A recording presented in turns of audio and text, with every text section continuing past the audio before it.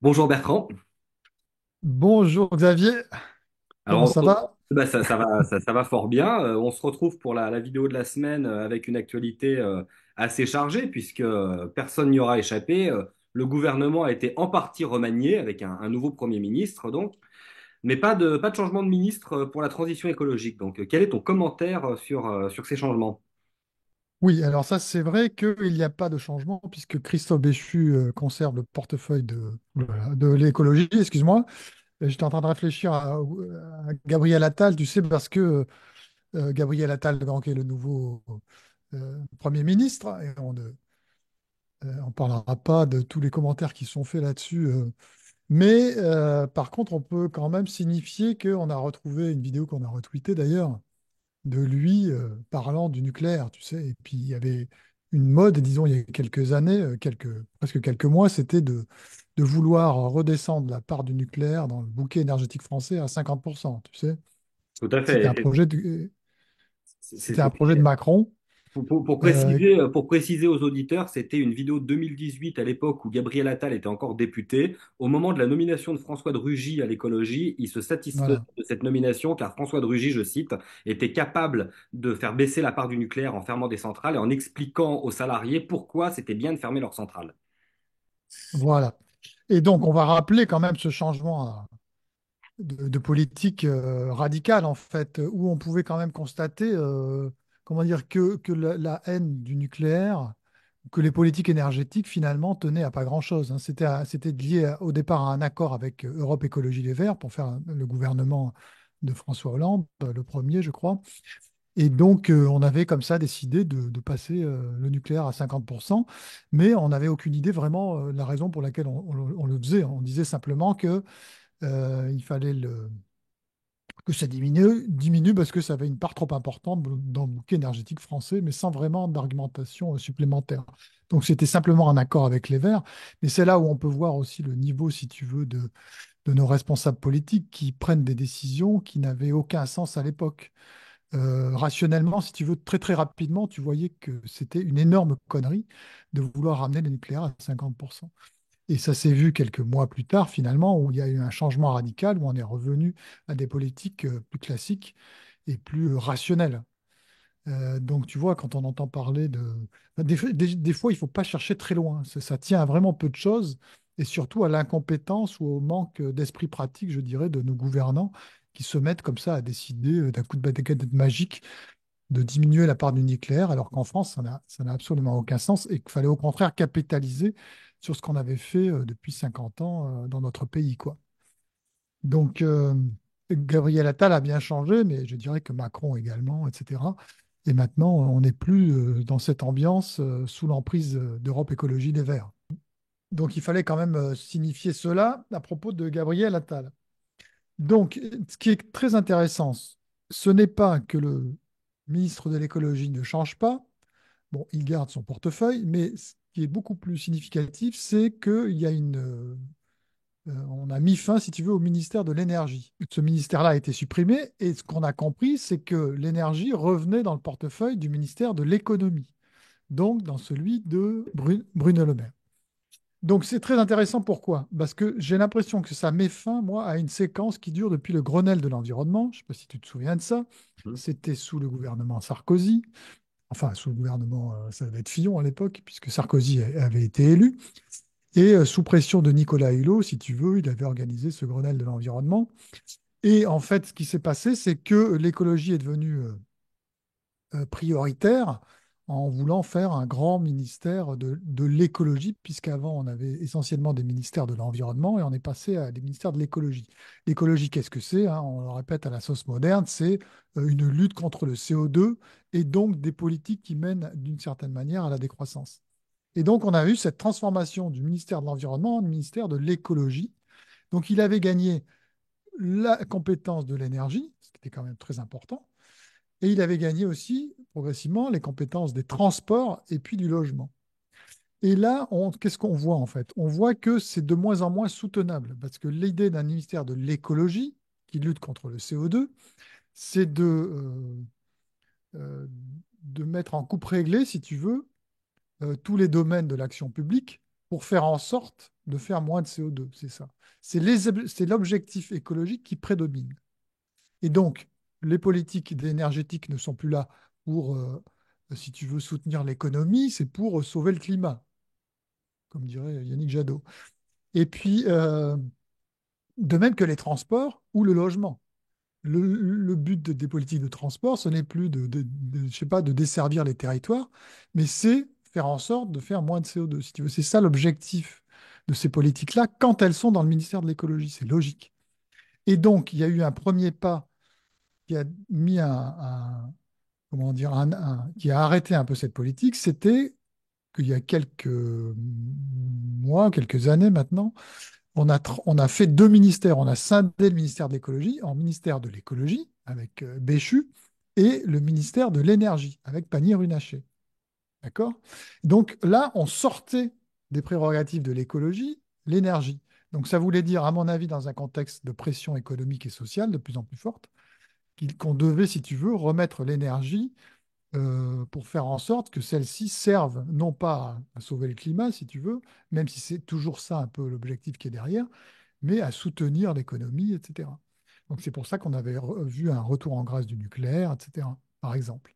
Et là, on voit une nouvelle étape, si tu veux, dans ce mouvement-là, qui est que on revient à une situation il y a 15 ans, où l'énergie maintenant va être à nouveau dans l'économie, puisque le but, si tu veux, des politiques énergétiques, c'est quand même de servir, d'être au service de l'économie, puisque le premier carburant de l'économie, c'est l'énergie, notamment une énergie abondante et bon marché. Et donc, on voit ce mouvement-là.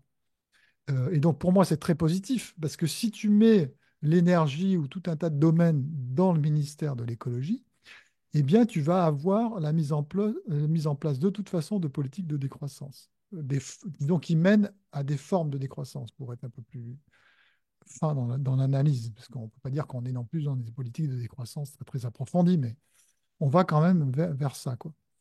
Et donc là, ça met un coup d'arrêt à ce mouvement. Et moi, je pense, si tu veux, je fais une prévision, elle sera peut-être fausse, mais je pense qu'on va aller encore plus loin dans les années à venir, que l'écologie va être détruite. C'est-à-dire que le ministère de l'écologie va redevenir ce qu'il était, c'est-à-dire un ministère de l'environnement, et que va lui être retiré plus que l'énergie, mais aussi les transports et le logement. Et donc, il va redevenir le ministère qu'il n'aurait jamais dû cesser d'être, c'est-à-dire le ministère qui lutte contre les pollutions, les nuisances et les risques, hein. Il va s'occuper de l'eau, des déchets, du bruit, etc. Tu connais tout ça par cœur. Puisque tu m'écoutes, tu es obligé de m'écouter, disons. Quoi. Et puis, euh, et puis, il va continuer à s'occuper des questions de la nature, c'est-à-dire de la biodiversité, la protection des espèces, etc. Et donc, je pense que c'est ce qui va arriver dans l'avenir, à mesure que l'inquiétude climatique va diminuer. Si tu veux, le ministère de l'écologie va redevenir le ministère de l'environnement. Et là, on voit un premier pas avec vraiment l'émancipation de l'énergie du ministère de l'écologie. Oui, puis Et donc, il y a une cohérence par rapport à ce que tu disais tout à l'heure, c'est que souvent on dit que l'économie c'est de l'énergie transformée, donc effectivement voilà. c'est logique. Voilà, exactement. Et justement, je voudrais. Alors, ce qui est rigolo, si tu veux, c'est que dans les commentateurs de cette décision, tu as ceux qui sont plutôt pour et ceux qui sont plutôt contre. Alors, nous, on est plutôt pour les raisons que j'ai expliquées. Et ça fait un moment qu'on défend ça, en fait, qu'on est pour une recréation du ministère de l'Environnement tel qu'il était au départ. On a fait des textes là-dessus. On pourrait les mettre en description, peut-être.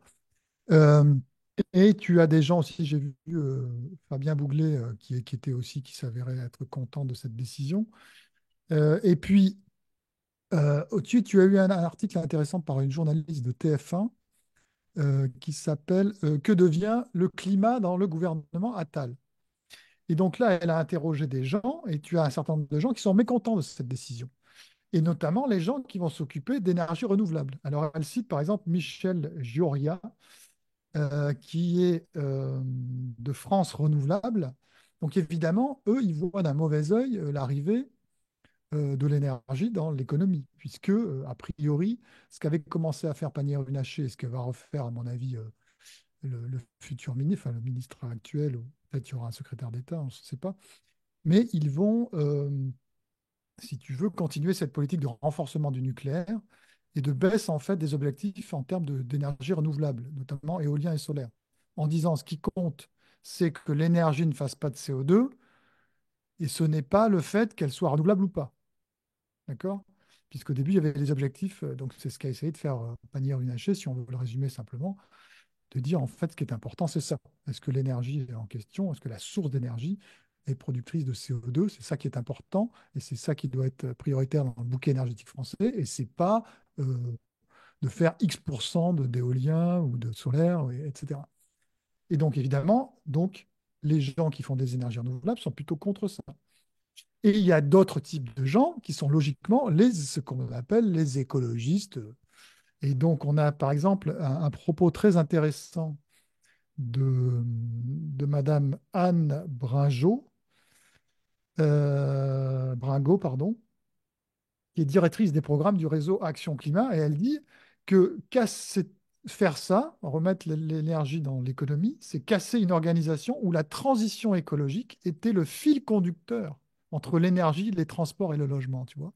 Donc elle dit exactement, en fait, elle appuie ce que je dis tout à l'heure, c'est-à-dire que les politiques d'énergie, de transport, de logement sont conduits par des enjeux écologiques, donc les enjeux de climat et de CO2, si tu veux. C'est ça qui les, qui les mène. Et elle a peur que ça change précisément. Et effectivement, c'est en train de changer. Et elle cite après quelqu'un du WWF. Le WWF France, je te lis l'article, a également qualifié d'inquiétante la disparition du ministère de la Transition énergétique dans l'organigramme gouvernemental et son rattachement au ministère de l'Économie. Et elle cite, c'est un recul de 15 ans, donc ça date du Grenelle si tu veux. Comment le Premier ministre pourra-t-il encore prétendre être en charge de la planification écologique et de la planification énergétique, alors que ces deux portefeuilles seront à nouveau écartelés entre les ministères, entre des ministères et des intérêts opposés? Donc, en fait, il souligne exactement la même chose, c'est-à-dire que il y a des intérêts opposés. L'écologie ou l'environnement, si tu veux, c'est toujours de diminuer les nuisances. Donc, si tu fous l'énergie là-dedans, il va être obsédé par la diminution des nuisances et non pas le fait d'avoir une énergie abondante et bon marché, encore une fois. Donc, effectivement, tu as des intérêts contradictoires, comme tu en as toujours eu. Et on revient à une situation antérieure. Moi, je pense qu'on revient à cette situation parce qu'on se rend compte petit à petit, si tu veux, qu'il y a euh, il y a des effets économiques et sociaux des politiques climatiques qui deviennent trop importants et qu'on est obligé de reculer, si tu veux, et d'avoir des objectifs plus terre à terre et plus réalisables, puisqu'encore une fois, on va le répéter, ça peut faire une transition d'ailleurs avec la tribune de Jadot, si tu veux. Encore une fois, changer le climat, c'est toujours étrange comme politique. Euh, En termes d'objectifs, parce qu'on se dit, est-ce que c'est réalisable, surtout de la France? Mais encore une fois, avoir une économie qui se porte bien, empêcher qu'il y ait trop de normes environnementales qui ont plus d'effets environnementaux, mais qui ont des effets sociaux très importants, ça, c'est à notre portée, si tu veux. Alors j'allais y venir justement à cette histoire de tribune de Yannick Jadot, parce que c'est un peu l'autre grosse actu écolo de la semaine, c'est qu'il a fait une tribune dans Libération intitulée, je sais plus si elle est intitulée, mais en tout cas l'exergue, c'était Monsieur le Président, le nucléaire ne sauvera pas le climat. Ah, donc Oui, qu'est-ce qu'on peut dire de cette tribune et surtout de cette position qui est quand même assez étrange, puisque sauver le climat, on l'a déjà dit plusieurs fois, c'est quand même une volonté assez étrange et incompréhensible.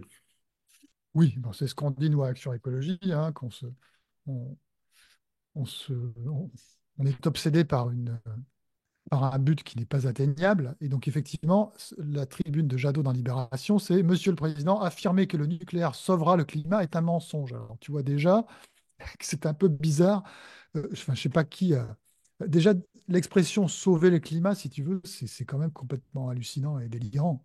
Enfin, tu vois, tu es un responsable politique, tu as une certaine maturité. Comment tu peux écrire ça dans le titre de ton article? Alors, peut-être que c'est Libération qui l'a choisi, mais sauver le climat n'a absolument aucun sens. Bon, atténuer les effets du changement climatique à la rigueur, mais on voit en fait dans la tribune de Jadot qu'il reprend en fait les arguments classiques contre le nucléaire, sur les déchets nucléaires, les risques associés au nucléaire, le fait qu'on va en fait ouvrir des carrières dans des pays et que ça pose des problèmes sociaux et environnementaux, etc. Et donc, bon, c'est un peu bizarre de prétendre, de prétendre que le nucléaire en France n'est pas une bonne idée, surtout pour les aspects CO2, puisqu'on sait que le nucléaire ne crée pas de CO2. Et donc, a priori, dans leur façon de penser, le nucléaire devrait être une solution quand même très, très adéquate. C'est pour ça d'ailleurs qu'il y a de plus en plus écologistes qui sont pro-nucléaire, parce que justement, ils sont piégés, puisqu'ils ont fait de la question du CO2 la question principale. Et donc, voilà, bon, c'est une- un propos classique tenu par Jadot, mais qui n'apporte vraiment rien de nouveau aux arguments et bon, qui continue à montrer que l'écologie est plein de paradoxes, si tu veux. Voilà ce qu'on pouvait dire sur la tribune de Jadot. Alors, tant qu'on était dans la question justement du changement climatique, on a vu là ces derniers temps une espèce d'alarmisme, de course à l'alarmisme sur la vague de froid qui sévit sur le pays, avec des températures qui vont jusqu'à -2, -3 degrés par endroit. Donc on est quand même très loin des hivers 56 ou 85. On en a parlé sur le Ouais. site. Ça n'empêche pas certains médias, comme par exemple Presse Citron, qui a repris des études pour faire un papier en expliquant en fait que la vague de froid pouvait être une conséquence du réchauffement climatique, en citant une étude qui en gros explique que c'est l'air froid des pôles qui se déverse sur l'Europe et l'Amérique du Nord à cause justement du réchauffement. Donc qu'est-ce que tu peux dire de ça?